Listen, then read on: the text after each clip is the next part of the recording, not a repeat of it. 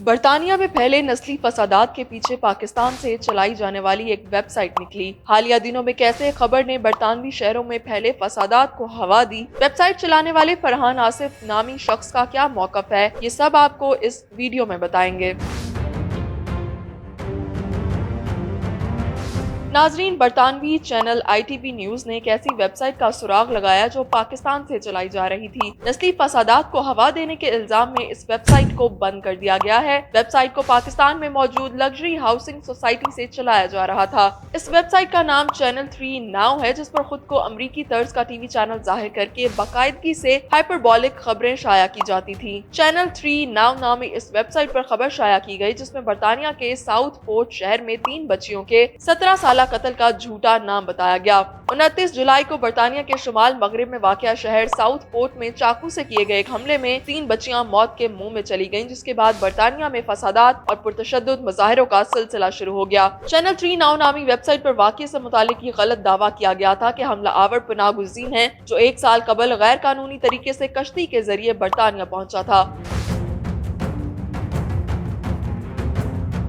خبر میں حملہ آور کو مسلمان ظاہر کیا گیا جس کا نام علی الشقاطی بتایا گیا۔ اس خبر کو سوشل میڈیا پر بڑے پیمانے پر شیئر کیا گیا اور لاکھوں لوگوں نے اس آرٹیکل کو پڑھا۔ ITV نیوز کے مطابق سائٹ کو منگل کی سپہر کو اس وقت آف لائن کیا گیا جب ہمارے صحافیوں نے اس شخص کا پتہ لگایا جس کی طرف سے اس سائٹ پر جھوٹی خبریں پھیلائی جا رہی تھیں۔ تاہم ویب سائٹ چلانے والے فرحان آصف نامی شخص نے نسلی فسادات کا ذمہ دار ٹھہرانے کی تردید کرتے ہوئے کہا کہ مجھے نہیں معلوم اس طرح کا ایک چھوٹا سا مضمون یا معمولی ٹویٹر اکاؤنٹ کس طرح وسیع نسلی فسادات کا باعث بن سکتا ہے۔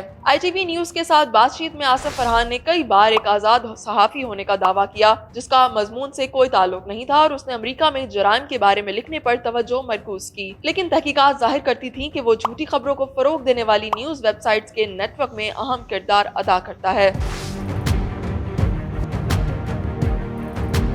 میڈیا رپورٹس کے مطابق اس ویب سائٹ پر پاکستان، انڈیا، امریکہ اور برطانیہ سے تعلق رکھنے والے لوگ کام کرتے ہیں۔ ویب سائٹ پر غلط خبریں شائع کر کے پیسہ کمایا جاتا ہے۔ یہ بتانا ممکن نہیں ہے کہ چینل 3 ناؤ ویب سائٹ کس کے پاس رجسٹرڈ ہے کیونکہ اس کی ڈومین کی معلومات کو گمنام رکھا گیا، لیکن یہ متعدد دیگر نیوز ویب سائٹس کے ساتھ ایک مشترکہ ایڈورٹائزمنٹ اکاؤنٹ شیئر کرتی ہے، جن میں 2 فوکس 3 ناؤ اور فوکس 7 ناؤ نامی ویب سائٹس شامل ہیں۔ دونوں ویب سائٹ فرحان آصف کے نام پر رجسٹرڈ ہیں۔ فوکس 3 نے 2022 میں ایک جھوٹی خبر شائع کی جس میں بتایا گیا کہ ریاست متحدہ کے جرسی سٹی کے ایک شاپنگ سینٹر میں ایک بندوق بردار شخص کی وجہ سے خوف و ہراس پھیل گیا۔ خبر میں جن آوازوں کو گولی چلنے کی آوازیں قرار دیا گیا وہ در حقیقت پاپ کارن مشین کی خرابی کی وجہ سے تھی۔ آصف فرحان نے اس کا دفاع کرتے ہوئے کہا تھا کہ یہ خبر تو معافی نامے کے ساتھ ڈیلیٹ کر دی گئی تھی، اور یہ بھی کہا کہ یہ ہماری ٹیم کی غلطی تھی، ذمہ دار شخص کو برطرف کر دیا گیا تھا۔ چینل 3 ناؤ نامی ویب سائٹس کو غلط خبر پھیلانے کے ثبوت ملنے کے بعد